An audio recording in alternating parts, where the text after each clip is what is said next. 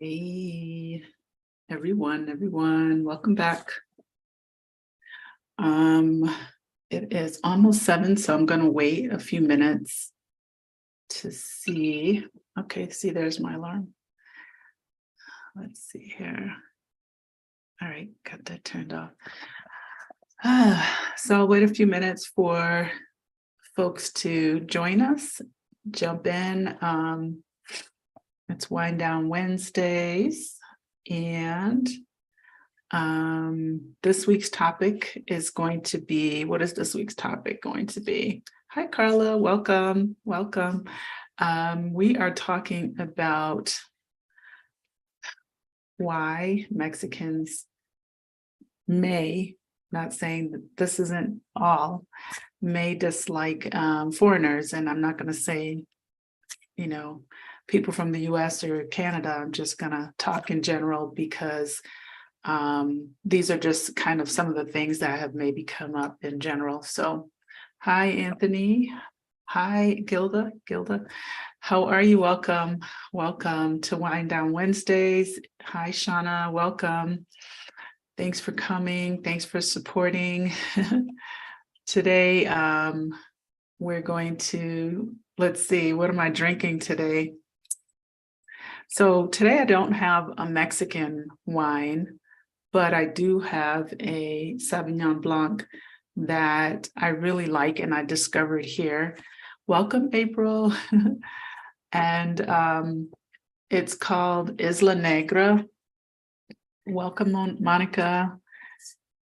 And they sell it here. It is a twist off top. It's not really pricey, but I discovered it here at Cava, which is in one of the local liquor stores. And anyway, it's one of my favorites.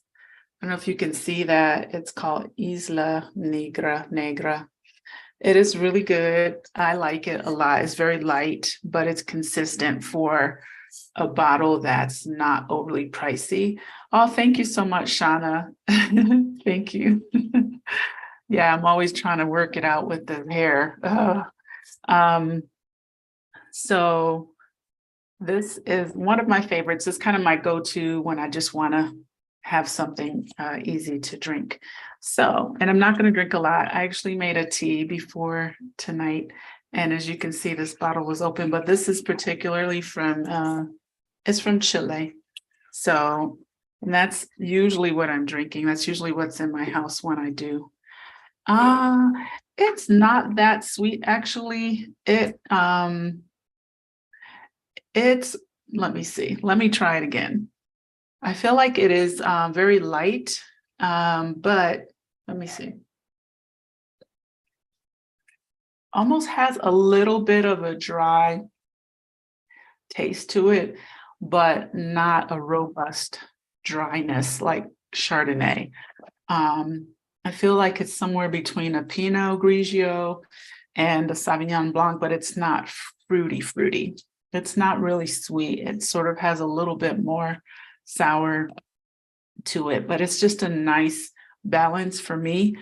Like I said, it's one of my favorite ones that doesn't cost like a lot. There's another Mexican bottle that I really like, and it's called, in Spanish, it's called Dos V, for like 2V.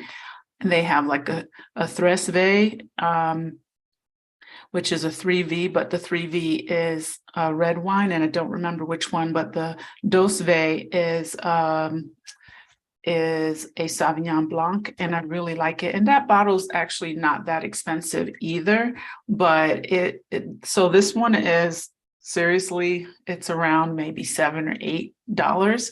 And the other one's probably closer to $20 to $22 or something like that. That one I really like a lot, and it's a pretty bottle. It's a local vineyard. I've not been there, but it's really good. So anyway, wine. Welcome back. Hi, Jackie. How are you? So let's talk about where you all are from before I just kind of jump into my topic. Let me know where you're checking in from. I see, well, I know Jackie's here. Good evening from me. Okay. Good evening from Maryland. Lovely ladies. Shauna, I'll look for it. Yeah, definitely check it out. Hopefully they have it. I've only seen it in one liquor store here, and I say liquor store, it's a really nice one. And there are like several brands that Isla Negra, I don't know if they have a red. Actually, they do. They do have a red, because when I call to order it, they always ask me which one do I want, because I guess they have the same name, but I'm not breaking it down to Sauvignon Blanc until they ask me. And oh, by the way, I just want to share another tidbit about being in San Miguel before we get into everything else. Welcome, Lorraine. And I'll acknowledge where you all are from as well in a minute. But it's like really, really easy to have like things delivered. And since I was talking about this particular store, Cava, it's called Cava Salto. And they basically, what do they do? If you call them, they'll literally deliver to your house, and you can even pay with your card at your front door. So cash or credit card. I have had parties where I was just like, oh no, we need more wine, or we need this or whatever.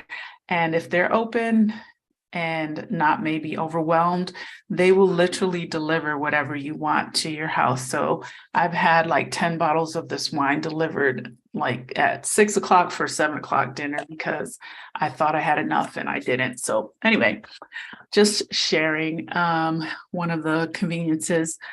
Welcome, Monica. Let's see, living in Mazatlan for 2. Okay. Yes, definitely come and visit us. How's Mazatlan treating you? Welcome, Kenya. Let me know how Mazatlan's treating you. Let's see, Shauna's looking up. I'm in PV next week. Okay. Nice. Puerto Vallarta. It's going to be nice. And let's see, what time of year is this? Yeah, you should have decent weather at this time of the year. If you have a chance, go check out, is it Sayulita? It's a nice small beach town, but it's fun. Go check that out. Welcome from Atlanta, Lorraine. I know we've been in touch, and I think you're planning on coming sometime soon. Let's see, Kenya. Hi, Kenya. Let's see, anyone else? Where are you all checking in from? Let's see, from Florida. Hi, Gilda. And let's see, I've lived in Las Vegas. Okay. Welcome from Las Vegas, Shauna. Okay, someone wrote me about driving or taking a ferry from Las Vegas. I don't know if that was you. I replied to that earlier. And if it was, I did not know that there was even a ferry to take. I looked it up because I was about to say, what ferry? Anyway, welcome, Monica. Thank you.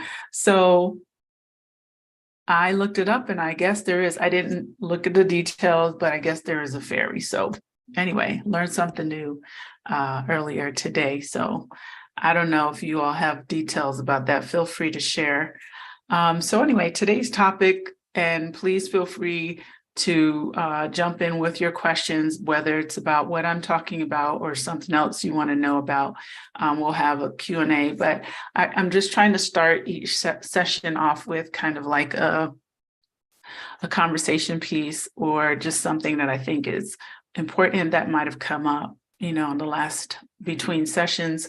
So before I get into all of that, I just want to say for the replay that this is Michelle. I'm here for Expat Life Mexico.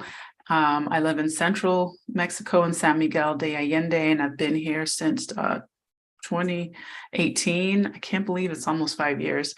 Time has flown by really, really fast. And basically, there's lots of reasons behind why I moved here, but I would say the main reason was I was really just tired of living in the US.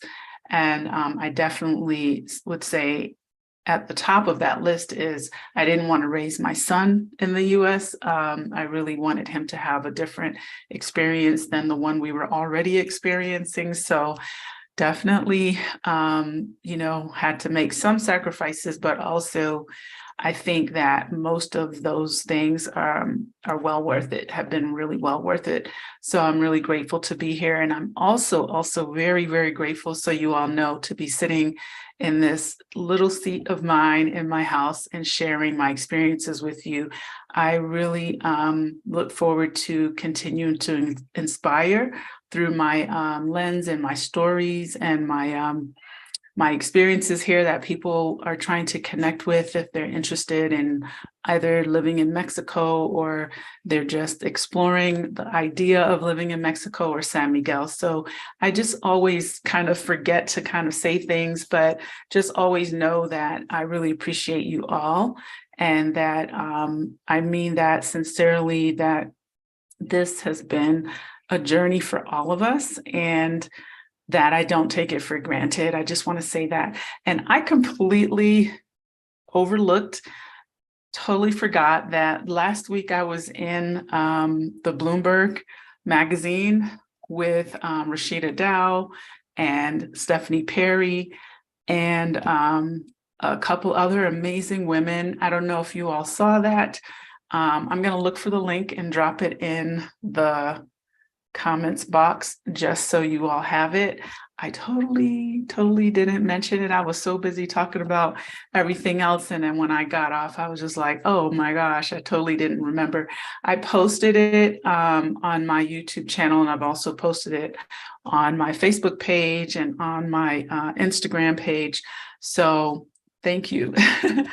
I just think it's amazing that, again, I'm a part of, with amazing other women and people in general, this whole movement that gives us another option of another place to live and to be. So I appreciate you all. And I just wanted to throw that out there. So I'm going to look for the article, and hopefully I don't mess anything up here. Where can I find it? I know I have it. So you'll have to register. You're going to probably have to register to read it, but you don't have to buy anything. You don't have to subscribe. I think they're just looking for an email address, and that's it. So that's all I wanted to say. So again, Michelle for Expat Life Mexico. If you haven't subscribed and you're checking in, watching my content, please make sure you do subscribe, because it just encourages us as content creators to continue sharing our stories with everyone, and to continue developing ideas and things that maybe we're not aware of, because we've gotten used to living these things that we don't think of the relevance or the importance. So it's sort of like one of those things where if we can kind of, keep checking in with you and vice versa, then we'll get input on everything. So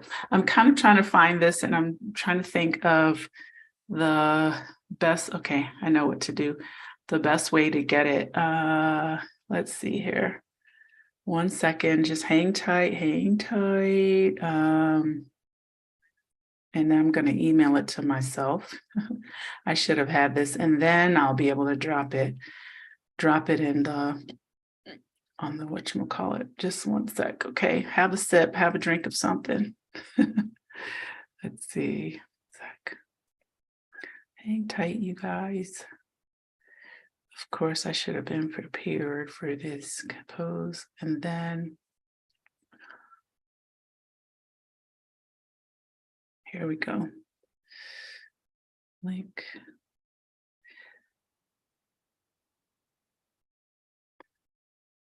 Okay. All right. So now I've emailed it to myself, so I'll be able to copy it from my computer, and then I can drop it in the comments buckets. And just give me a second, because if you're commenting, I can't see it just yet. I have to get back on that screen, and here it is. And please do share with whomever you think might want to see it. Okay, here you go. Yes. Okay, does Shida mind you wearing her? I don't even know what her signature color is. That's right. She does love yellow. And someone brought it to my attention, I think in the last 1 to 2 days, that Adelia, Picky Girl Travels, is on at this same time. And I didn't know. So shame on me. I really didn't know. I picked tonight because Wednesday nights, because this is the night that I felt I could manage to be here and be dedicated to you all every Wednesday. I have a child. I am a single mom, and I'm his chauffeur. On Tuesdays and Thursdays, we don't get home till almost 6:30 or 7 o'clock in the night. Mondays just have other, like he has music and Spanish tutoring. So it's like tonight was really the only night. So just saying, I never intended to, yeah. So, I'm like, okay, well, just if you want to be here, then thank you. Or vice versa, that's fine. We can, I guess, share the space and watch each other on the replays. So just wanted to say that because two people pointed it out to me, and I was just like, I had no idea. I was never intended to come out that way. So topic for tonight is basically, what are the attitudes that, okay, good. I'm glad that Delia was on earlier. I have to reach out to her. I mean, I don't speak often enough, but I'll reach out to her and just, say something. So the topic for tonight basically is generally what Mexicans may not care for in regard to foreigners being here. Let's see, answer your question. Oh, okay, great.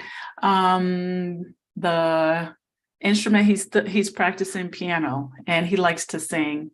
So just he likes singing. He's one of those kids singing, belting it out in the shower. He started taking piano lessons back in Florida. Then we sort of dropped off, and then we started again here in San Miguel, and then COVID. So we haven't been back since COVID. So I would say 2020, he hasn't practiced. So that's been a while. So anyway, let's get back on the topic, and then we will, any questions you have, feel free to put it here. I'll try to just kind of hang on to them. Okay, so why do I think, well, I can say I did a little research, why Mexicans sometimes probably are put off a little bit by foreigners. And this is just kind of an in general thing. I'm not saying this because, I want to be negative. I'm saying it for awareness. I think that, oftentimes coming from our cultural backgrounds and just our norms, for us, we may not realize what might be either offensive to someone in another country or whatever. I think in general, we are all trying to be, good citizens and, kind humans in general. I'm not saying every single person, but I think sometimes we don't always know that maybe something might be a little bit off-putting. And before I get into what I found, and these are all in generals, I'm going to even talk about when I first started my channel, some of the feedback that I got from a couple of my Mexican friends, because I think they didn't quite understand what my purpose was and what I was trying to convey with my channel. So when I started with Afro Expats, for those who may not know, and it was never to be like, I'm only talking to this group of people. It was always to show life from my lens. That's it. I wanted people that had questions about how we were experiencing Mexico. I had a lot of people ask me if I experienced racism and things like this. And so I said, oh, I want people to see that living in Mexico is fantastic. And that's the reason why I started sharing this journey and our story and the things we were doing and why we were really welcomed overall, and a couple of my Mexican friends didn't understand why, because they thought that I was trying to do like this whole separate thing. And I said, no, I just want people to understand that from my lens, right? This is what I've experienced and that I actually love living here. And I really, truly appreciate Mexican culture. And they're like, well, why Mexicans don't care what color you are. And welcome, Dixie. You're not that late, girl. Just get your wine. It's all good. They were like, Mexicans typically don't care what color you are. They don't care a lot of things. And I said, I know that's what I'm trying to say. So I just wanted to say, like, I was kind of confused myself why, somehow this was being taken the wrong way. Because I think I think people may have felt that I was trying to create some kind of like, individualism type thing. I don't know. At the end of the day, I just continued to do what I was doing because I was like, if you don't get my purpose, it's okay, because it's probably not for you directly, but points are taken. It's all good.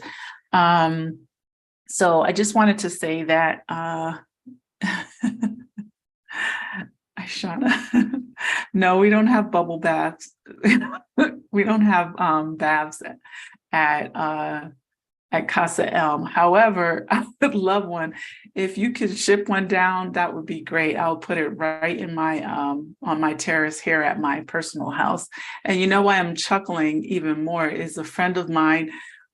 We were just having a conversation a few weeks ago, and she was telling me that I should put a nice bathtub in the backyard and rent it out for an hour at a time. She was like, it's a thing, Michelle, and you can make money off of that. And I laughed. So that makes me just kind of think of that. It's pretty funny. Anyway, welcome. Let's see. Welcome, Autrey. Hi. And that witch. Welcome. Welcome, Lori. Welcome, Tokende. I hope I got that right. Tokende Travel. Okay, so back to my list really quick, because I see that we're going to be talking about bathtubs and stuff and bubbles. I'm laughing. It's cute. I wish I had bathtubs. They're all showers, no bathtubs. But you know what? That's like one of the things I would love to have in the very near future. One with the Crawford tubs. Oh, yes. Okay. Back to the topic, Mexicans expressing. So one of the things I think Mexican culture and customs may feel offended by at times is that, we're not sensitive to Mexican culture and to their customs. And I can see where that happens often. And I also think that people are sometimes offended because, we don't always understand, and we're forgetful. We're humans and we're very forgetful. I think that one of the things that I can kind of maybe elaborate a little bit more on is that we don't always take the time as foreigners to understand local culture, local traditions. And because we don't clearly speak Spanish, or we don't speak enough, we're not always kind of interested enough in learning, right? Learning about what the holidays are. When is their actual Independence Day? What does, is it the Three Kings mean in January? Just, why is Semana Santa, which is their Easter, celebrated for a longer length of time? Things like this. I think it's just cultural, I won't say cultural ignorance. I don't think that we necessarily intentionally try to just not understand. I think a lot of times, a lot of it has to do with the lack of understanding the language. I really feel that, for example, a lot of times people think Mexicans are celebrating the same holidays that we celebrate in the US. They don't. Thanksgiving's not a thing here, right? Christmas clearly is, but they celebrate Christmas on the 24th. We celebrate on the 25th. This has been my whole life. Even in European culture, I remember first encountering, okay, they celebrate on the 24th. Just certain, Mother's Day is a different day. So I think that there's just a lot lost in translation and in the language itself. And I think that sometimes could feel very insensitive, like, let's just, do some reverse situations where people that may be benefiting off of living in an area that you might have come from, wherever that is, the US, Canada, or wherever, and, just like never really understanding the holidays or understanding maybe what, July 4th or Memorial Day might mean to whomever, never really like looking into it, but benefiting from living in Mexico or benefiting from living wherever you come from. So those are just things that I think in reverse, we just have to kind of be a little bit more cognizant about. And so that's one thing. Another thing that I wanted to kind of mention too is I think we tend to, and I say we because I was born in Canada, spent a lot of time in Canada, but also grew up in the United States. And I can say that growing up, I believe the overall stereotype kind of thing in my mind was that, Mexico was extremely a poor country overall. And I know we touched on this a little bit last week about, the thriving cities and the beach areas, and it's not just the tourist areas and things like that. So, I think there is also that kind of where we come with certain stereotypes in our mind about Mexicans in general. And I think that we need to kind of also educate ourselves, like there's agriculture here, there's a lot of industry here, that things are produced, not just, garments and clothes like back in the day. I know that that's kind of been shipped off to other places in the world, but I remember when a lot of things used to be made in Mexico back in probably the late 70s, early 80s. And, it's not just that. I mean, I'm often driving around parts of Mexico, and I'm pretty taken aback by just how much there's going on with agriculture and a lot of things about, car parts. I didn't know there are a lot of car plants here in León and other parts of Mexico. There are a lot of people that come to work from all over the world to work in Mexico in, high-end jobs, engineering jobs, and things like that. So, I just kind of, again, it's just kind of I think the thing we think, even going out to less developed areas. For example, if I drive about 1 mile away from where I live it starts to become really like country, right? And going out there, I may see someone with a house that's not as maybe put together. I'm going to say that, and I might look at that and say, oh, look at this house. They must not have a blah, blah, blah, blah. But I think it's just people don't value things the exact same way we do. We don't, like for them, a lot of it's about family. A lot of it is about togetherness, and maybe not necessarily spending, everything they earn on all the stuff, that we tend to kind of pile into our houses coming from our culture. In addition to that, they might look like, they don't have much, and they're like, oh yeah, this is my 10 acres of land right here. And, they're willing to hang on to that and not sell it just for the sake of money. So I feel like their richness is it's a different value. They really value, they have a lot of pride in living and being Mexican. And yes, there are a lot of people who, cross the border for opportunities in the US, but honestly, if they had the same opportunities in Mexico, I just don't think that there would be that many people going to the United States. And if their currency was valued the same as ours, I really don't think there would be a lot of people going to the United States. Now, don't get me wrong. I know that there's a lot of opportunity in the US, and I'm not knocking it. I'm just talking about the perceptions I think that we have, and the discrimination sometimes we may have about people in Mexico. And I think it's very, very, very often. I've learned that.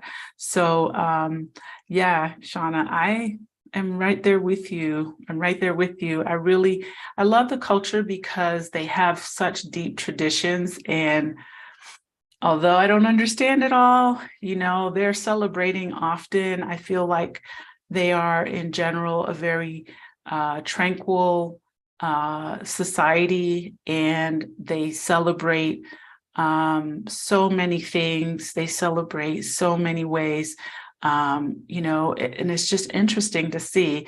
I can honestly say some of the music is interesting. It is not necessarily fully up my alley, and I don't always understand it all, but I think just like with what we're used to, there's a lot of different, rhythms and beats that kind of come with wherever it is that the music comes from. So I find a lot of these things extremely interesting. Yes, I love their culture here, and I love the commitment to family. They're definitely more committed to the unit than what I was used to. I can't say the US. I'm going to say what I was used to, because I feel like, as we grow up, we like go off and we do our own thing. Yes, we have our kids or whatever, but I feel like they really stick together a little bit more here than what I grew up knowing. The American economy is built like the house of cards. Yeah, we drive around in fancy cars. Amen to that. Amen to that. Yeah, even that here, you have to be able to just buy your land or buy your house. There's not always this kind of like fragile living where, where you're like living off of debt, living off of loans and finances and financing this and that, and renting furniture for your house. Yeah, that doesn't really go down the same way here, but I know that that's kind of common in other countries as well. I remember my first way back visits rather, when I went to Europe way back in the 90s. And I was just kind of like asking questions about buying property, real estate, and things. And I remember people were just like, even with credit cards, like, no, you paid off like the end. And I was like, oh, okay. So I think we just have like a different way of how we operate. And oftentimes it can get us into more problems, carries a larger shadow over our head and creates less freedom in this regard.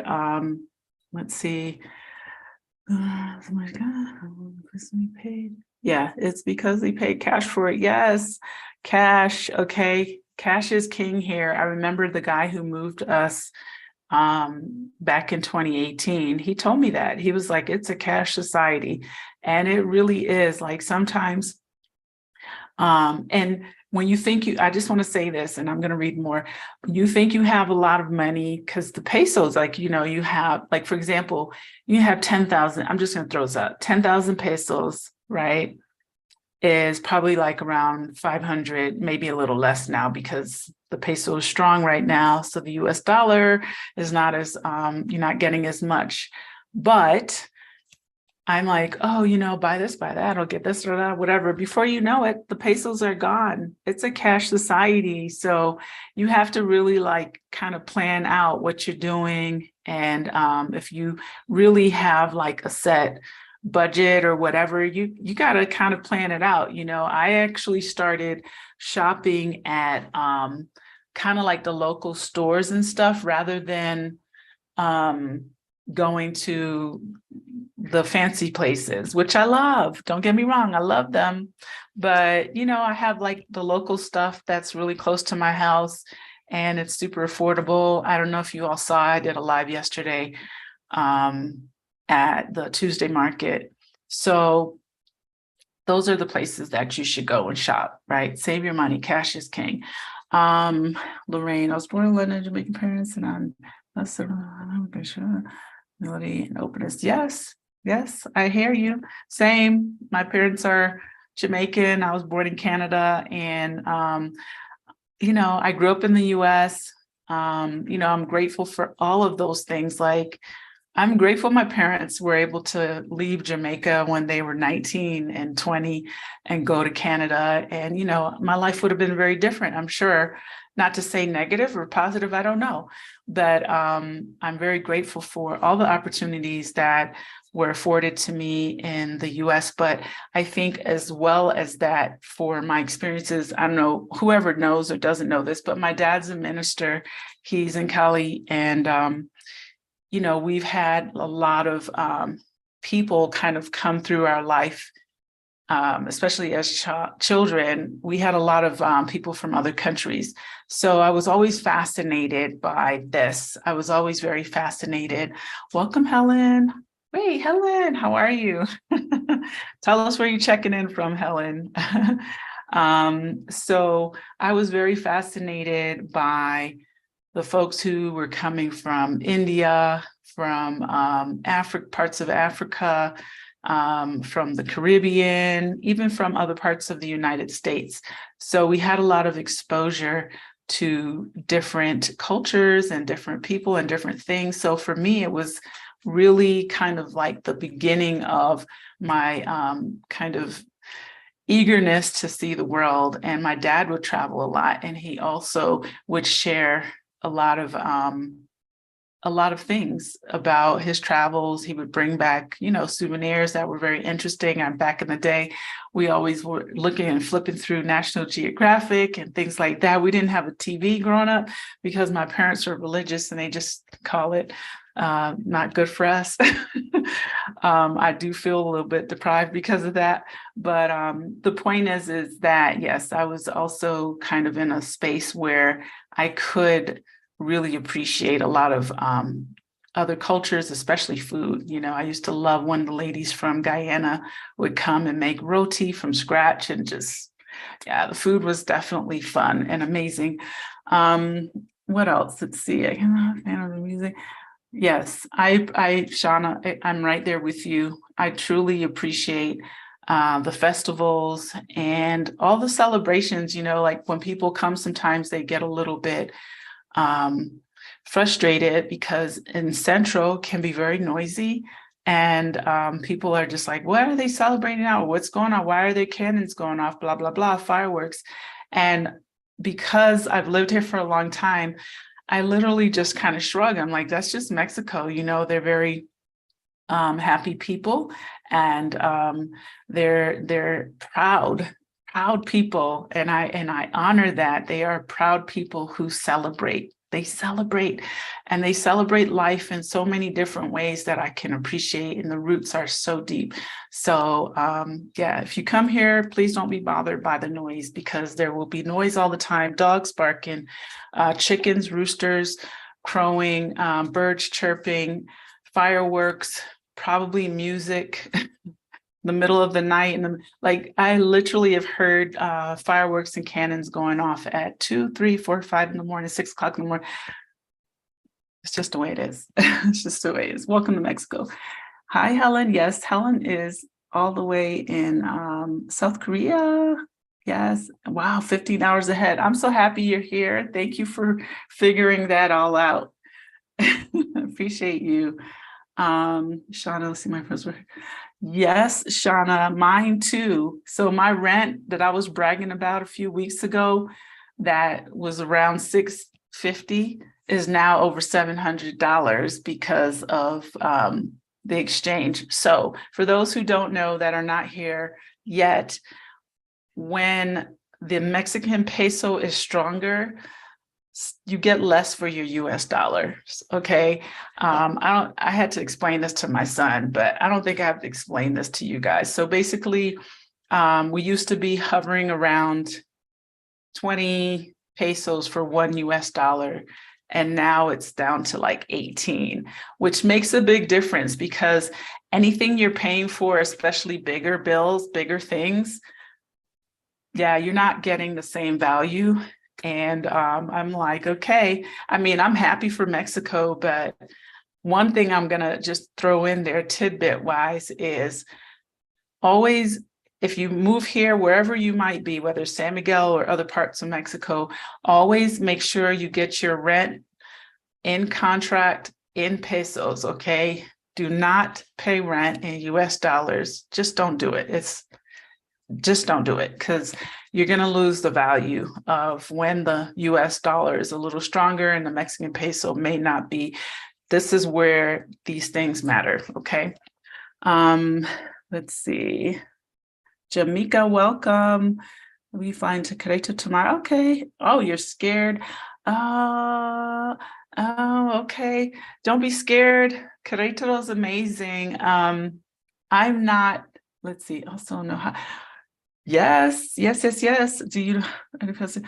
Okay. First of all, welcome, Jamaica. I'm going to address her, then I'll get to the others. And welcome, Evral.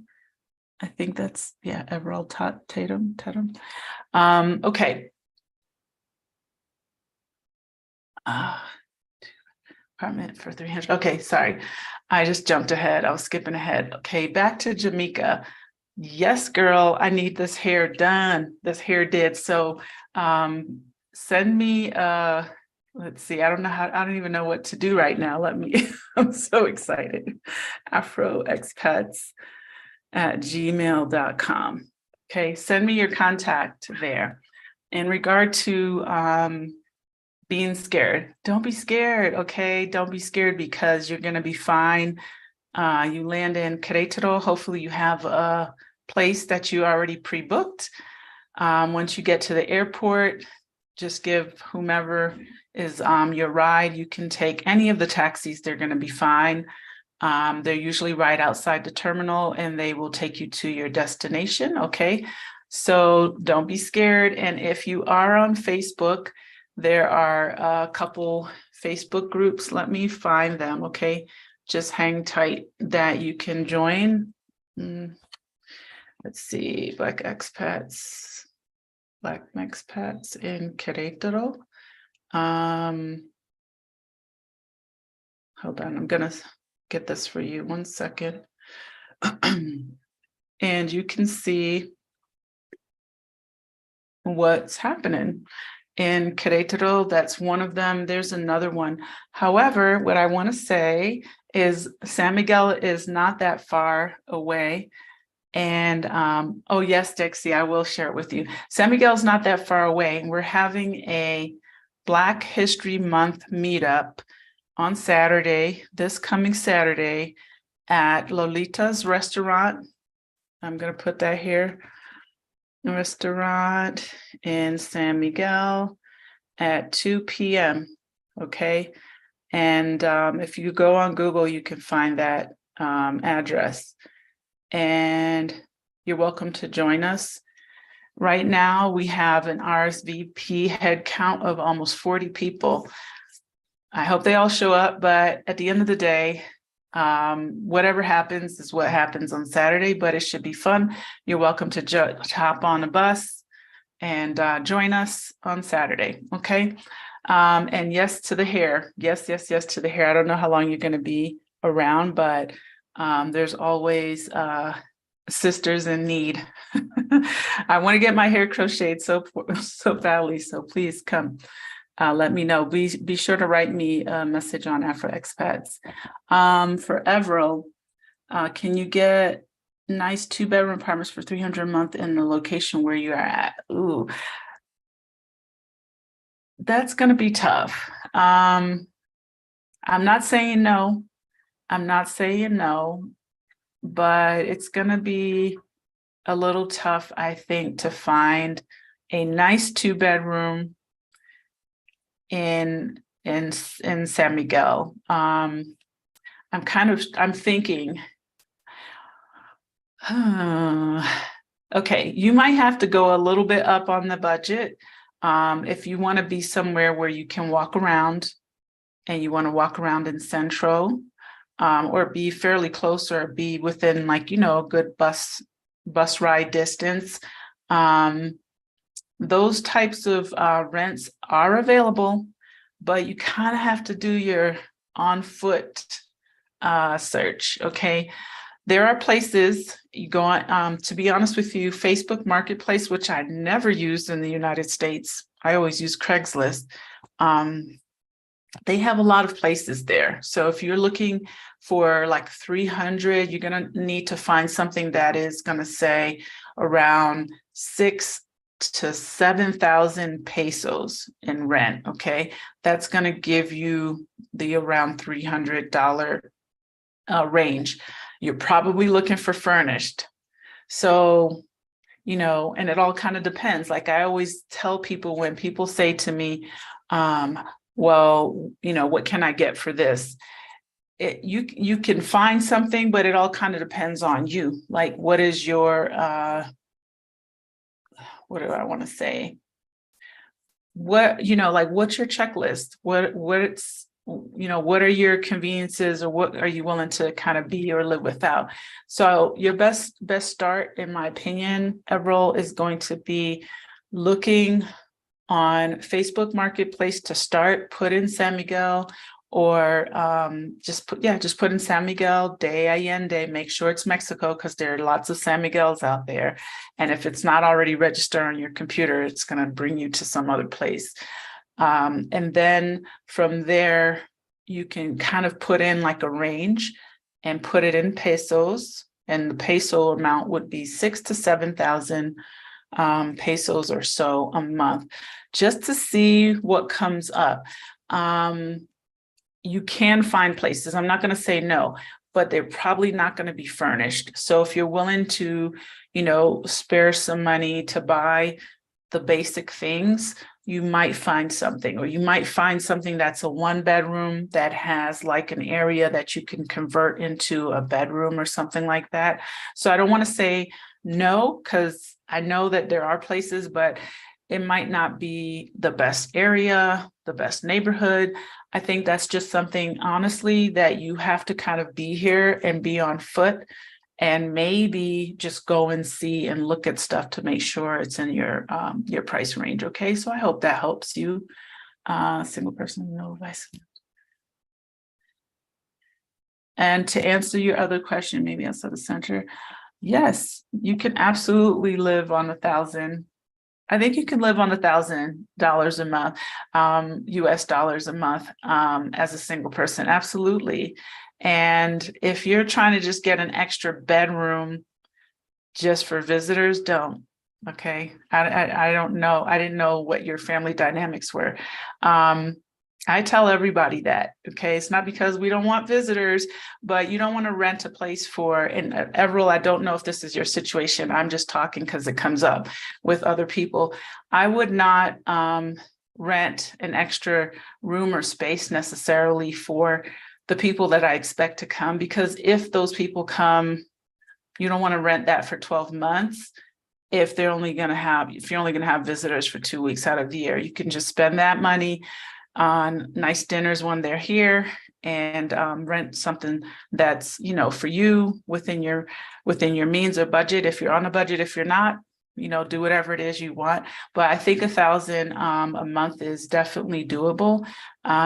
You're gonna be, making sure that you're on your budget and stuff, but you can find places that for sure you can find 1 bedrooms for around that price. I know people who have pretty nice 1 bedrooms. They're small, but they're nice, and they include things. So they'll include maybe internet, and they'll include utilities or something like that. Okay. So I do think that it's not impossible. Okay. I hope that helps you.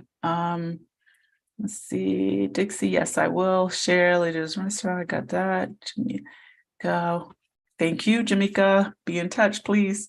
The whole family jams to the same music. Yes, I have to say the music here in general is amazing. Like, there's a lot of Motown, there's a lot of hip hop, there's a lot of stuff that we don't expect. We go out and I'm like, they're really having a good old time. But then there's also the traditional stuff as well. But I'm pretty impressed with how amazing the music is here. So just wanted to throw that out. Let's see, Shauna, I feel like I wouldn't get hot water Yeah, you would get hot water. I don't know how long it'll last, but you would get hot water, depending on the size of the hot water heater. And just so you all know, for those who may not have seen my utility video yet, or I know we talked about utilities at some point, but a lot of things are heated here by propane, and that's gas, and it's expensive. So, you just, like, for example, the propane here is used for your stove. Typically in a smaller place, sometimes they'll just have like the little electric plug-in burners, which is not a bad thing. But with most places, most rentals, you're going to have propane, and a lot of people don't pay for that. That's like kind of your own expense. And I would say that's going to cost you, where I live, I pay probably $60 to $70 every 5 weeks or so for that, which is not outrageous, but yeah, because I have a washer dryer, and the dryer is actually connected to the gas, and so is my stove, and so is the hot water. So those are probably the 3 main things that uses that up. Okay.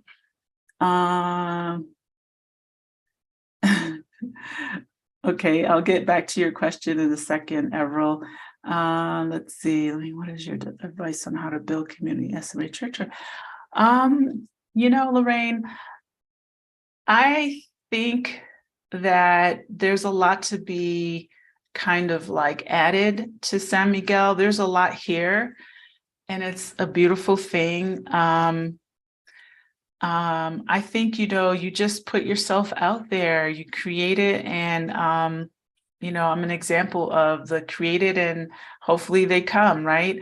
As far as church, I mean, I love that idea. When my dad came in November, we did a church service at Casa ELM, and there are a few other people that recently moved here, and, they were big in church back in the US. So that for sure is something, I think, depending on the religion, that a lot of people would continue to look for and to grow into. So I think that that's a great idea. I feel like even doing things that can give back to the community, I really have come across some very hardworking Mexican women. And, kind of think like they're so on it, but the opportunities might be a little bit difficult, or they don't know how to maybe put a business together. They just know how to be an entrepreneur in their own way. I feel like that's, for me, something I would love if there was someone who really was fluent in Spanish, to have like a group that kind of developed local women and helped them to thrive and understand business a little bit differently and put it together and really have direction and things like that. So there's a lot to be, I think, added to SMA, and there's already a lot here. So I think coming in and just figuring out where do I fit in is really, really what you want to do. So yes, SMA groups for sure, classes for sure. Overall, let's see. Well, I mentioned 2-bedroom because I guess it's hard to find 1-bedroom. No, it's not hard to find 1-bedrooms at all. It's not hard to find a 1-bedroom at all.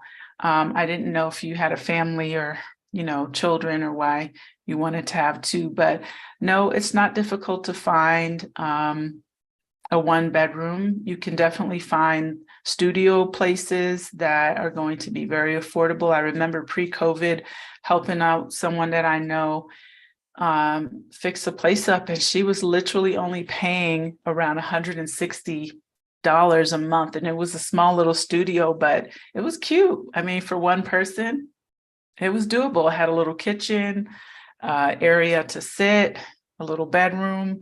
It included stuff. It had a bathroom. It was kind of one of those places that someone took a part of their house and just sectioned it off, but it had everything. It had its own private entrance. So yeah, it's definitely doable. I think you just have to go and start researching online, and then before committing, don't commit until you go and see the neighborhood, come down and spend some time trying to decide where works for you. Don't do sight unseen, don't rent sight unseen. Just not a good idea. Okay. You want to make sure you know where you are. And also you want to make sure that your contract and everything like that is legit. So that's my 2 cents on that. Let's see. I like Mexico. Are there skating rinks in Mexico? I see people ask skating outside. Ice skating, I believe so. And I believe there's a skate park at the Parque Juarez. As far as ice skating in particular, I don't know if there's one directly in San Miguel or somewhere. I feel like someone mentioned this, but maybe it was like a temporary place or something. I feel like that came up recently. I don't really know, but there's probably something in Querétaro, maybe. I'm sure there's an ice skating rink somewhere in all of Mexico, but I'm not sure. As far as skateboarding, there are some places here in San Miguel that you can skateboard at. And if I'm not sure which one you were referring to, I maybe meant roller skating. That I don't think they have, but that's a good idea. So if someone wants to invest in that, go for it. And you know what? They used to have a bowling alley apparently, and they shut it down. That needs to come back. My son loves bowling. I like to bowl. We miss that. And he also misses Sky Zone. There's a trampoline place here for kids, but Sky Zone was cool because adults could go and jump around. I want to jump around too. Just saying. Just saying. They do have nice movie theaters. Just want to say that. Let's see. Will you be at the... Yes. Oh, I don't know if you're asking Helen. Ella. Yeah. Helen, well, I don't think Helen's going to be at the meetup, but I'll be there for sure. Moving to San after the sale of my house this year. Awesome. Yes, Jackie. Yes, that would be great. Let's see, Michelle, how much would one of those apartments in a traditional house at the roof? Okay, Michelle, welcome. So Michelle's question was, how much would one of the apartments traditional top space? It all depends on where it is. I think there are a lot of homes that have rooftops. Mine has a rooftop. I never go up there, but it does have a rooftop. And um, so I am around, well, I started at 650-ish a month, and now it's over 700 because of the exchange rate. So basically, you can get probably something for even a little bit less, but it all kind of depends on one, where it is, what it looks like, and how many bedrooms, space, how much space, because there, like, for example, in the development that I live in, there are like units where you go up to the second floor, and that's your main entrance. And from there, you can go up to a rooftop, right? And then they have units that are on the bottom level that are going to be more like 2 bedrooms. Those do not have rooftops, but they have like an enclosed patio. And then they have units where you can have 3 levels, and then the top level is probably going to be the terrace. So those can range anywhere from probably, I'm going to say,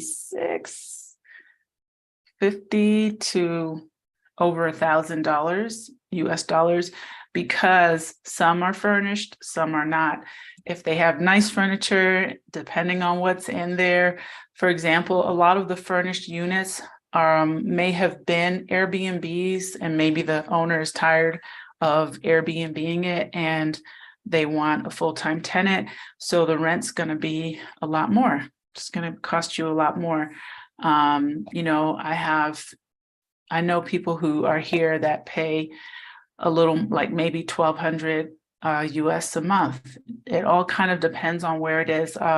Where I used to live, the rents were very high. You could end up paying 1,500 to 2,500 US a month, maybe even a little more now with the exchange rate. And they were fully furnished. Maybe sometimes they're nice, sometimes the owner thinks it's nice and it's not that nice. It all just depends, I think it's a great idea if you can, come, spend your time, look around.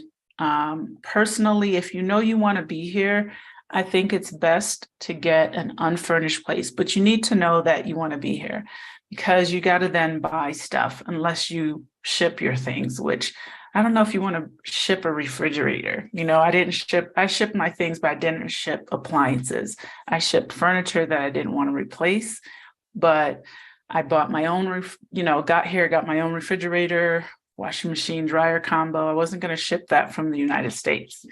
Again, it's all dependent on you. What is your priority and whatever, like, what is your, budget?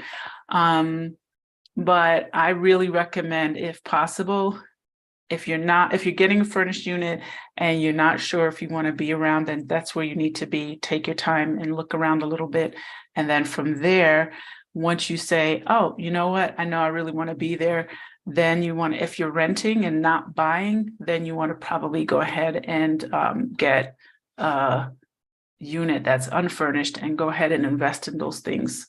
Like for me, I'm just like, I know I'm not going back to the US, so I'm buying a refrigerator, basically. Let's see. Yes, Helen, we're gonna miss you. Roller skating, I was gonna ask about bowling next. Yes, Shauna, yes, I would love to have a bowling alley. So who wants to invest in a bowling alley? Yeah, let's do this. There, I'm actually an entrepreneur in website design branding. However, braid hair for many years. Okay.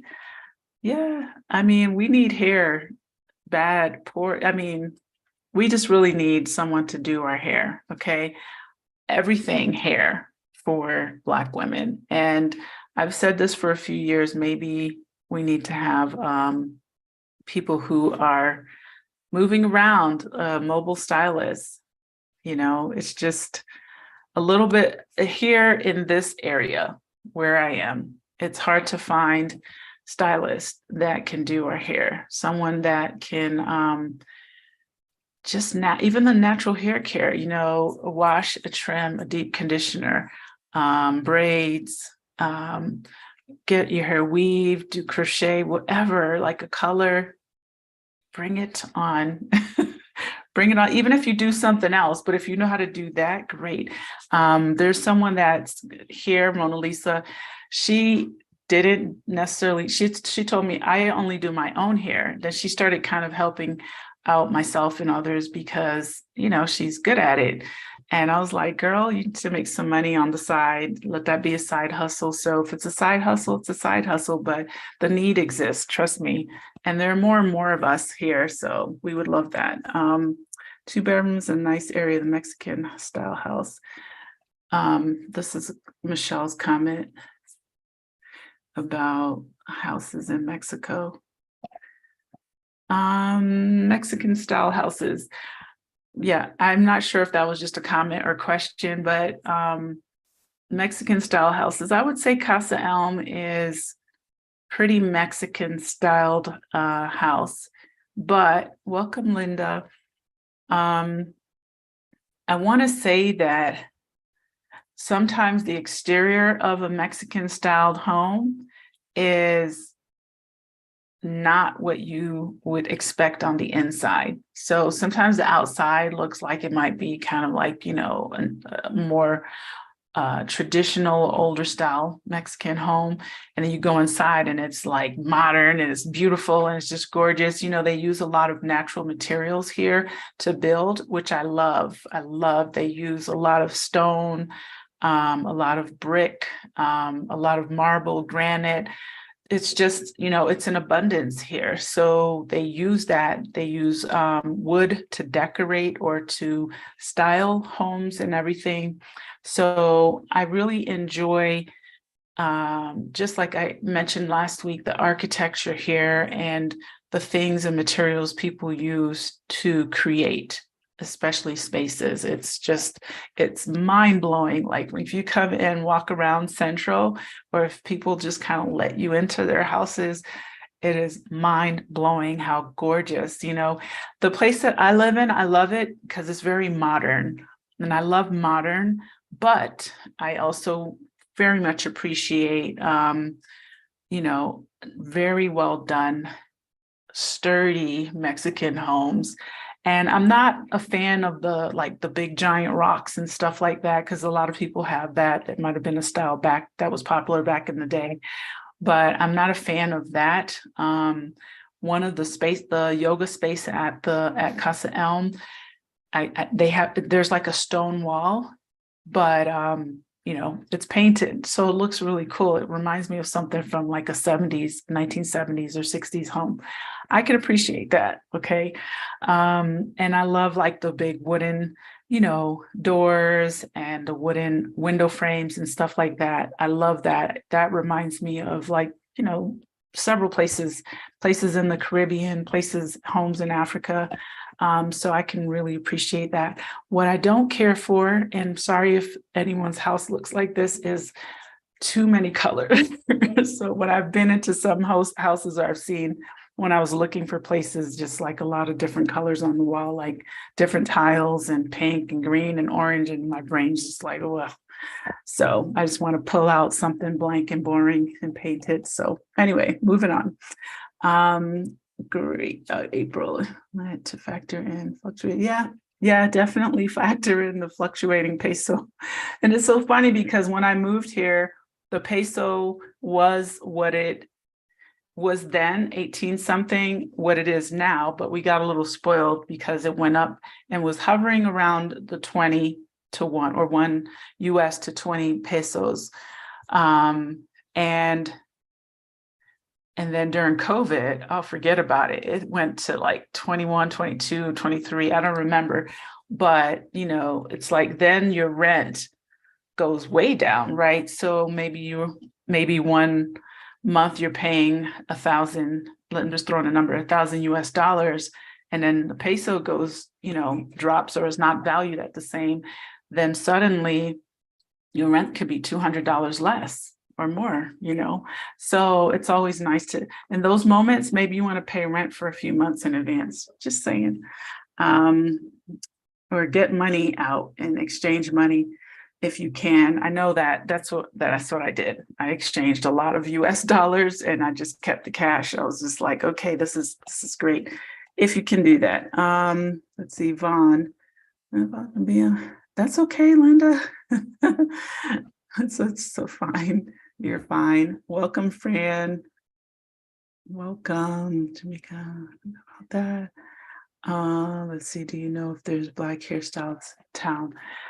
No, no, not to my knowledge. There's definitely a person or more than one person who braids in Querétaro, which is about an hour away if you're not sure where that is. I know several people who braid over there, but they're not necessarily used to the texture of our hair. I think some of them are Mexican women, which is not a bad thing. It's just kind of, maybe doing it the way we're used to or whatever. And this is coming from a friend who goes and gets her hair braided or has done her hair a few times with this person. So I don't know if she can even do crochet braids, which is what I like. So I haven't been to her. There was a girl I went to about 2 years ago now. She's Afro-Colombiano. And she did hair, but I think she was mostly like a colorist. I don't color my hair. I haven't colored my hair for a long time. And she did like a style for me. I just wanted to try her out. She did a very simple style and it was cute enough. I just did like a ninja bun and I was like, okay, this is easy enough, but let me give her a try out. And it was nice, but I didn't go back. So that's pretty much my experience with hair. There was a girl that we flew in once from Playa. I forget what African country she's from. She actually now has a hair salon in Playa del Carmen, and she braids really well. And we flew her in, meaning we as a group of us flew her in and her assistant, and we booked like 6 or 7, appointments over a span of a few days. She stayed with one of the ladies that lives here also, and we paid for her flight. She did our hair. She brought hair for those who didn't have hair, and it was pretty decent. But when it was all said and done, it still kind of, to me, averaged out to be US dollars. So it was still worth it, like that was an option, but it's sort of like getting everyone to need their hair done at the same time, same 3 days. It's not so easy. So don't want to deal with that. Yeah. Let's see. Yes, I'm gonna do all I want to. Okay, we can appreciate that, Jamaica. Maybe ladies can organize a pop-up salon. Yes. Maybe it can happen at Casa ELM, but it would need to be when no one's around. We're gonna have a pajama, women's pajama party, sleep, get your hair did, and have some drinks. So makeup and get massages. Do you have Uber and SMA? If so, is the name of the Uber app is? Yes, it's the same. We do have Uber and I forget the name of the other companies, but yes, there's Uber. It's the same app. You don't even need to register Mexican address or anything like that. You can use the same account when you get here. I think maybe you have to update your location, but that's it. I don't use Uber because I have a car, so I've hardly used it. Yeah. Shauna, I got scared of colors and tiles. Sorry. Yeah, I get scared too. I'm just saying, like, if I see that, and when just before I got here, and also since I've been here, just curiosity's sake, if I go online and I see a house that is clearly not to my liking, I'm sure everyone's this way, I'm not going to go look at the house, right? If I walk into a house that someone takes me to and it just has like color overload, which happens, right? There are a lot of Mexican styled homes here. Again, there's nothing wrong with that, right? It's just not my style. It's not my style. So I'm immediately like, it's hard for me to take it in if there's a lot of stuff, a lot of clutter, a lot of things, a lot of colors, a lot of patterns. It's like my brain shuts down and I'm like, no, not this. Because whenever I've moved in the past and even being here, I typically, even in a rental unit in my own homes that I paid for, that I owned rather, or rented, I want it to look, the aesthetics need to be pleasing to me because I'm a designer at heart. And so when I walk in, if there's too much going on, I want to fix it. So I don't want to go into a space that's a rental and fix it because it's too much to do. And I'm not going to do that. I'm just not going to do that. So it can happen. And there are lots of people who like that. So I appreciate everyone's different aesthetics. Do you have any tips to find rentals in good neighborhoods? I'm exploring areas first before. Yes, I would just, as I was saying, check on Facebook Marketplace first, just to even educate yourself on what you can get for your money. What does a 6,000 peso a month place look like versus a 15,000 peso a month place? Know the peso, know the value, and that's easy enough to put it in, do a search on Google. How much is 15,000 pesos in US dollars? And that's it. Or you only want to spend 700 US dollars. How much is $700 US dollars in pesos, right? So when you're searching, you can say, you know what? My budget is adequate for what I'm seeing. I can work with these houses, or I can work with these spaces. Or my budget is too little. I probably need to increase it because this is not my style and this is not what I'm looking for. Doesn't mean you're going to get those places. It's just going to give you, it's a good way to start researching. It's a good place to start researching what you might be looking for. Okay. You want to research. Please don't come to Mexico and not research. You're going to get stressed out. You're going to have things not kind of be the way you expect them to. You have to put a little bit of research in. And once you decide, yes, I want to be there, and yes, I see things, whatever, then you want to come and maybe take your time to find the space. There are no like MLS places in Mexico where you can go online and look up X amount of things for rent. The places that are online that are well put together are going to be pricey.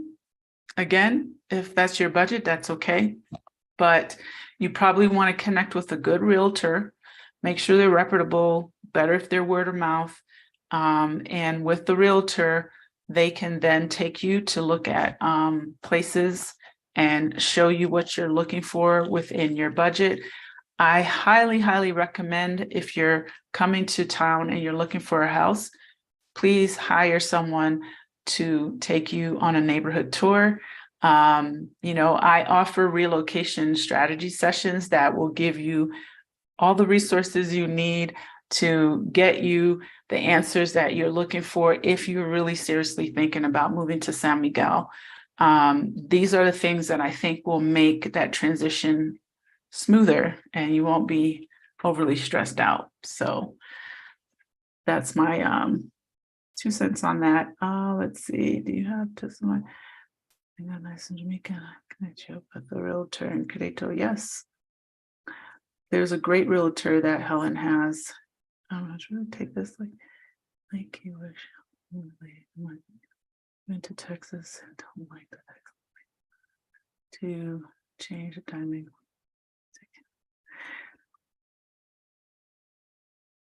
Have these things of California's moved to Texas and don't like that. So it's gonna change the dynamics. Okay, Daya Poe.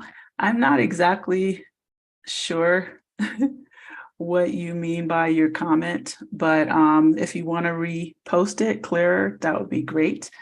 and we don't mind having input.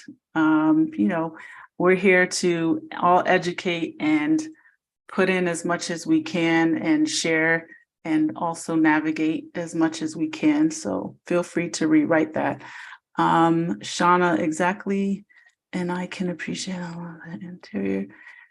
It's just not yeah, me too. Me too. I mean, but there are places that are ultra modern. I am here in a very modern development. I love it. I actually really love too that the exterior has a lot of color in it. Like, for example, when I go to Querétaro, this again is not a knock to Querétaro. A lot of the developments there are very like all white in color. There's not a lot of color. In San Miguel, there's a lot of color on the exterior of the buildings, and they're all kind of like natural earthy tones, like mustards and oranges and browns. And I really love that. Don't necessarily want that inside, but they have, like, for example, in my place, it's very neutral, right? Very neutral tiles, neutral walls, just, very minimal, kind of the minimalistic, I guess, approach to things. But outside, all of the houses there's still a lot of uniformity, but there's like, yellow, mustard, like green, and they're all earthy and they all kind of go together. They all kind of like blend, and then it repeats itself and it continues to repeat itself. So it almost has a little bit of a cookie cutter, but it's not a full, like all the color everywhere, all over the place. Again, those are like personal preferences. There are a lot of like older homes that have a lot of different tiles and things like that. But I think for the most part, it all just depends. It's a personal preference. Some of us want, kind of like a more traditional setup, and some people want modern. And I will say that Mexico definitely offers both things, or all things. You just have to take the time to go out and look for it. So it all depends on what you're looking for, what you like. I think you can find it, but sometimes you just gotta like get on your foot and get outside and just kind of check it out. And like I said, a good place to start is online for sure. Facebook Marketplace is a great place to start looking for places, to look for someone who can help you and basically, figure out like what your style is, and also, like I said, always come kind of open for something to be very different. Everything's not going to be like perfect, especially in smaller areas.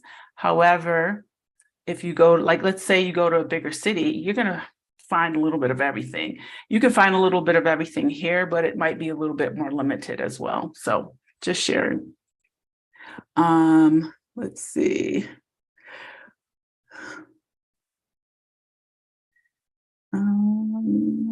Yes, I can appreciate the exterior colors.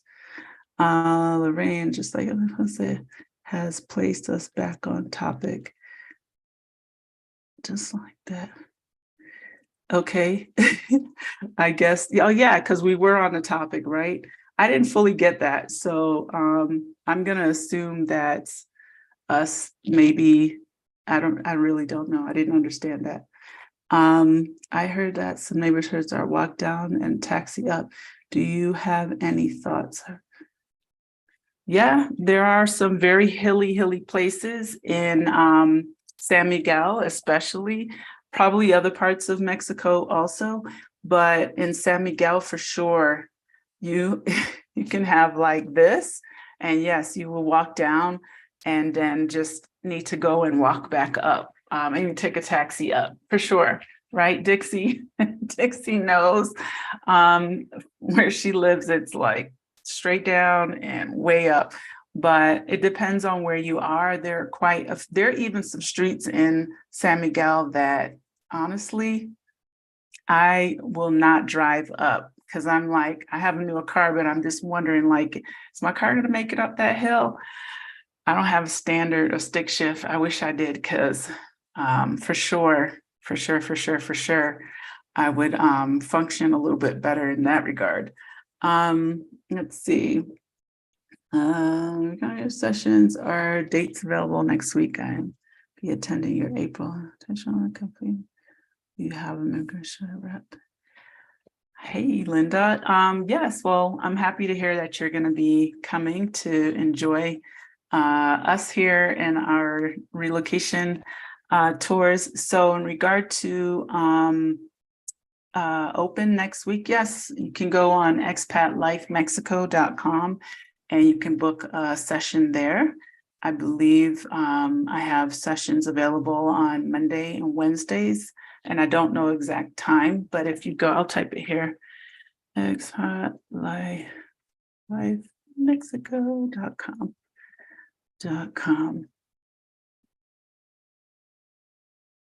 Okay, and go to work with me, and that's where you can book a session. Okay, we can talk more about that. And yes, there's always going to be someone that's given us all details for immigration, real estate, neighborhood tours. We do a city tour with, and this is not me, these are people that we hire locally that will take you on these different things and these different excursions, and just kind of give you history about San Miguel, give you history about the city. We'll give you history about the neighborhoods, so you can get a lot of information there as well. Hey, Tom, welcome. Let's see here. I'll get to your question in a minute.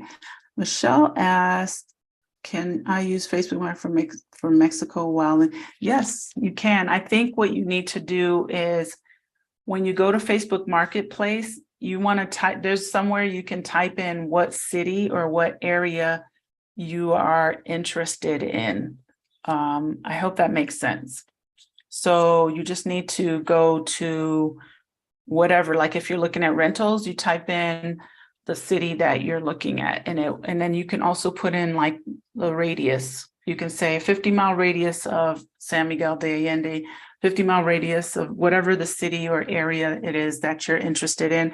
And if someone has something listed, it will bring up the list. And I think you can even fine tune it down to how much you want to pay, how many rooms you're looking for, things like that. Okay, so just like kind of play around with it a little bit, but yes, you can use it from the US. It's probably going to initially bring you to the US, but you can change where you're searching. You can change that. Let me see. Do you mean taxi up as in living in the? Yes, that's what I meant, Shauna.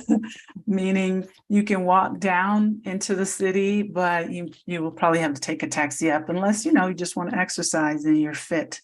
Tom's question, if you have ever taken the bus to Guadalajara to San Miguel. So no, I have not taken the bus to Guadalajara. I've driven to Guadalajara, and it was for me to drive about 4.5-ish hours or so. So I'm not sure where you are, if you're in Mexico already, but if you go to the bus, if you're in Mexico and you go to the bus station, they will point you in the right direction. I will tell you that I did take the bus at Christmas in December to several places, and it was quite efficient. Even though the ride, they stop a lot, but it's sort of like, they stop, they pick people up, maybe the driver goes to do whatever, you can get out and grab some food if you don't have your own food. But the bus is, to me, the way to travel around Mexico if you don't want to fly. I think it's a good way to get around because you don't have to figure out where to go. I like driving, but I don't drive everywhere. And I can say that experience was pretty positive overall. Yeah, for sure. Let's see. I love water and I feel like I want to go close to body. That's why I'm hesitant to. Well, Shauna, I can say that we're definitely in the mountains. No beaches here. You have to drive. Well, the closest beach is going to be Zihuatanejo, which is about 4 to 5 hours away from here by car. If you take a bus, it's probably going to take a little bit longer. And what else do we have? So we do have Los Senderos. I just call it the beach in the mountains.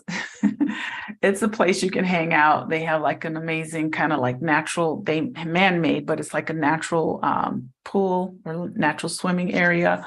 And also there's the hot springs, which is also amazing, but it's not a beach. And there are other places you can swim here as well, but like they have Puerto, what is it? Escondido, not Puerto. It's called Escondido Place, another hot springs. I don't like that as much as I like La Gruta. I really enjoy La Gruta.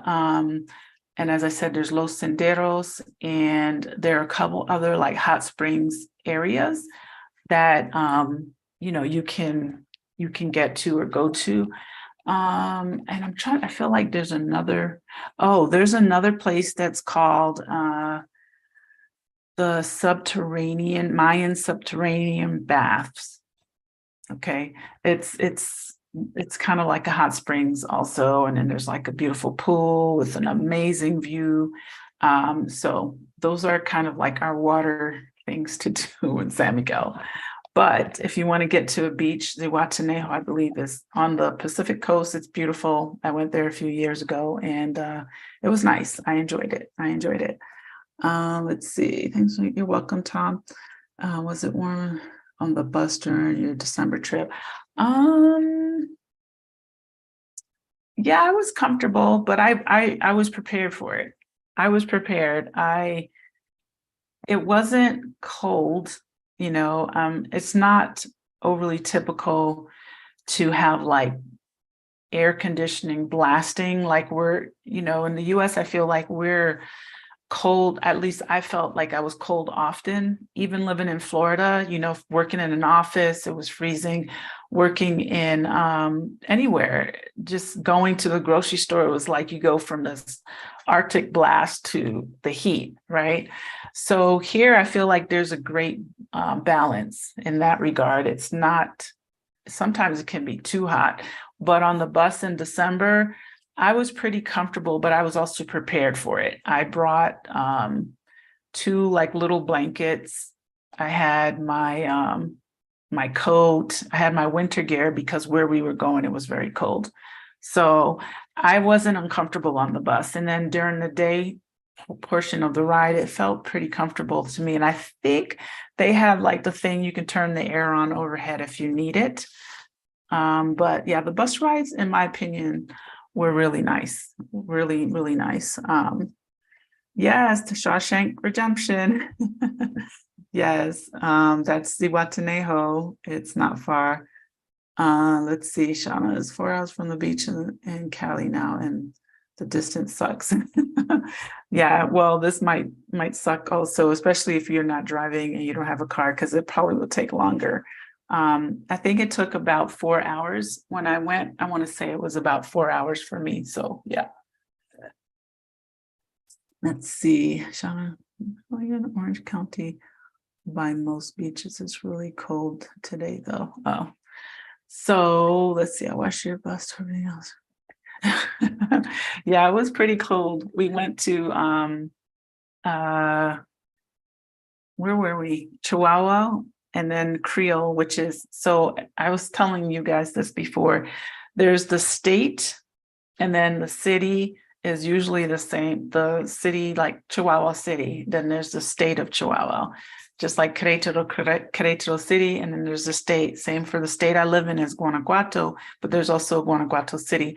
So yeah, we took a bus to Chihuahua from Querétaro, and that was like 17 hours. And it was an experience, but when we got to Chihuahua, it was pretty chilly, but it warmed up. And then the next day we took a bus to Creole, which is a really small town, but it was amazing, like really amazing, very Western town, but it was really amazing. Anyway, the point is that on topic with, not wanting to judge it too much, but when we got to the canyons, it was just so beautiful, but it was really, really cold. But I knew it was going to be cold because I did my research. I checked the weather for those few days. I was actually hoping it was going to snow. I was hoping it was going to snow, but it didn't snow. It was very frosty though. So yeah. So there's that. Yeah. So the last three points I wanted to make really quick about just kind of like the things that we probably aren't always aware of is, again, the culture, maybe some of the impact that we might have on the environment. I do think that that's across the board, but I know that, like, for example, a few years ago, there were, and they're probably still doing it. I'm not following it, so I don't know, but there was someone that was promoting selling land that apparently someone else bought in Tulum, but it was like jungle. They bought the land in the jungle, and they were developing eco-friendly homes and all this other stuff. But the thing is they have to cut down to develop these spaces.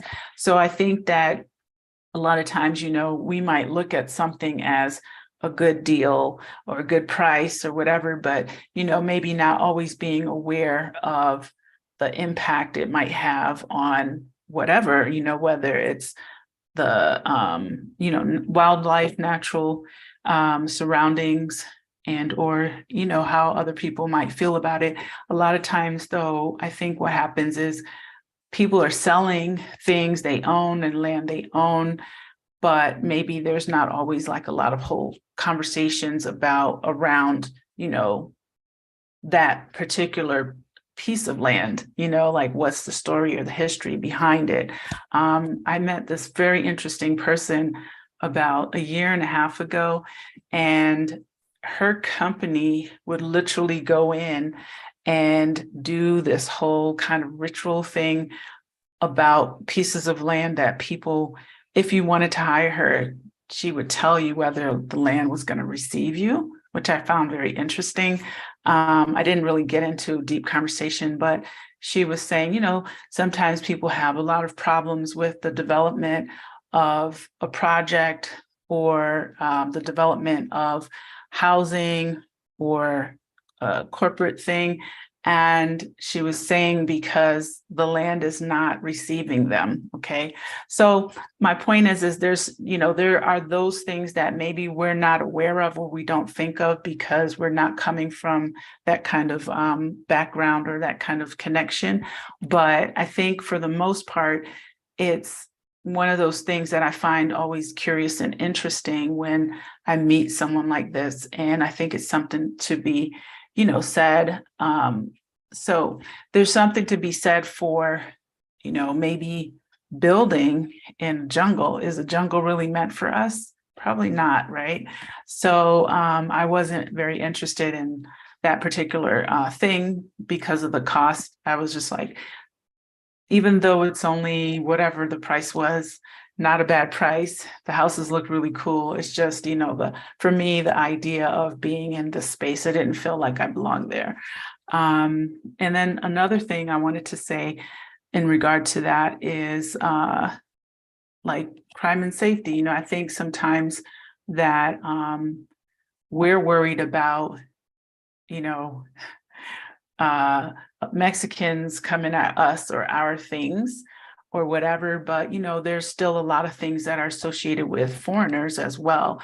Let's just keep it real. There's things like drug trafficking, sex trafficking, other activities that are probably enhanced from time to time, depending on where you are. For example, in the touristy areas, because there are a lot more tourists, then of course it's going to attract people who want to sell drugs or whatever the case might be, whoever it is that's selling them. My point is that foreigners are typically in party areas. I mean, because I experienced this in South Beach when I lived in Florida.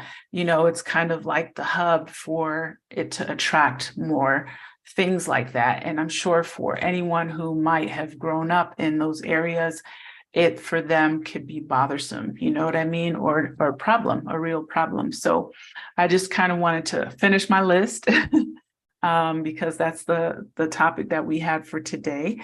Let's see, Michelle said, Michelle has planning to visit in June and would like to visit SMA. Okay, should we book an Airbnb? Each one of us, or can we stay in one place? And that's a good question. I think you should definitely move around rather than staying in like just San Miguel and then going to Querétaro. All depends on how long you want to stay in Querétaro. I don't think it would make sense unless you're just, for example, if you want to stay in Querétaro for a week and you just want to come to San Miguel for a day, then yeah, just book it in Querétaro. But if you want to spend 3 or 4 days or a week in San Miguel, 3 or 4 days or a week or more in Querétaro, then yeah, you don't want to pay for two places. You know what I mean? Even though Querétaro and San Miguel are not that far apart, you still don't want to pay for two different places. And then, yeah, logistically, it doesn't make sense. And Guadalajara is not close. So you definitely want to book a place in Guadalajara. That's about 4 or 5 hours from here. And I'm not sure how far it is from Querétaro, maybe a little less, but I don't remember the direction. So I think it's good to, make a plan where you can kind of fit it all in. There are buses. So if my suggestion, logistic route wise, would be land in Querétaro and then from Querétaro, stay there maybe for a few days, or come first to San Miguel and then go back to Querétaro for a few days. And then if you're not flying, take the bus from Querétaro to Guadalajara, because the bus station in Querétaro has buses to everywhere. San Miguel is a little bit more limited. San Miguel is gonna get you to Querétaro, and then you're gonna take the bus from there anyway. Let's see, Tom. I did take the bus from Guadalajara to Puerto Vallarta, and most of the seats were on the second level. Yeah, I agree. The buses were really a good way to go. I enjoyed it. I enjoyed my ride. On the way home, I was tired and a little cold. I was tired, I think, just from being on the road. But yeah, it was definitely, I would do it again. It made me realize like there are places that I can get to that I wouldn't necessarily want to drive that long or far. I enjoy driving, but I wouldn't necessarily want to drive that far unless I was going, for a purpose. Like, for example, I've thought about driving to the US, the border, going to like, crossing over into Texas to get some things I need and then driving back, but I haven't done that. Let's see, do you have any tips? 6-month stay as a passport? I do not, Jamaica, sorry. I think you just have to ask for it. Or I know that I know several folks that didn't get it and they asked, like, I need to be here for 6 months, or I need it to be longer, and they will change it. But that depends on the person. I think, communicating it before they fill out the paperwork is key. It's so random. I'm sorry, I really can't tell you do this. It's not based on anything, but I think if you ask or you say, I need to stay here longer because I don't know, I'm working or I'm looking for a place to live. I'm planning to move here, so I need as much time as possible. Most likely they'll give it to you. But you have to ask, but there's no rhyme or reason for it. Let's see. Cali beaches are beautiful to look at, but I want to be swim in warm water.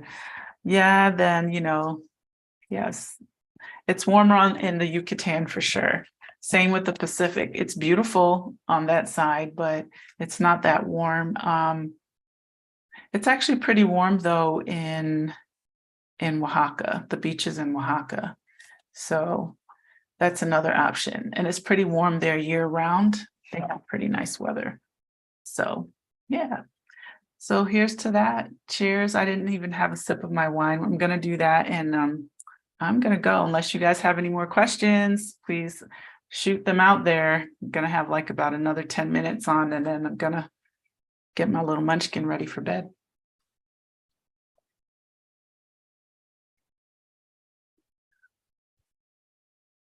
Any more questions?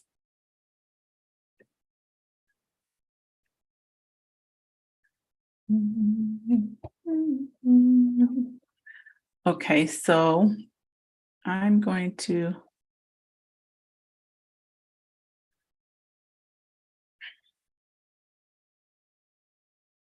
tour information. Okay, I'm going to PV to finish my Mexican temporary resident. Okay. Well, I hope it all works out for you, Shauna. Thanks for being so interactive today. I appreciate it. Thanks, Tom. Yes, it's Wine Down Wednesday. I did not have my wine, which is fine. Just had a little bit. I'm going to drink the rest of my water and my tea. So if you all have any other questions or have any comments you want to or topics you want to see for next week, please let me know. I think Luna made some comments last week and I was right at the end and I don't know, I got disconnected and I didn't get to see it. I think she had some questions about or topics that I could talk about, and it was something about plumbing, I believe, plumbing and water, the water challenges that we might face here. So we'll bring that up again. And if you have any questions about anything, please definitely let me know. Thank you all so much for being here. I appreciate you. And I will see you next Wednesday. If you have any questions, please feel free to send them to me at afroexpats@gmail.com or Casa ELM info@gmail.com as well. Okay. And Jamaica, please make sure you send me some info about where you are, where you're staying, and feel free to show up. All right. I appreciate you all. Have a good night. Don't forget to subscribe. Ciao.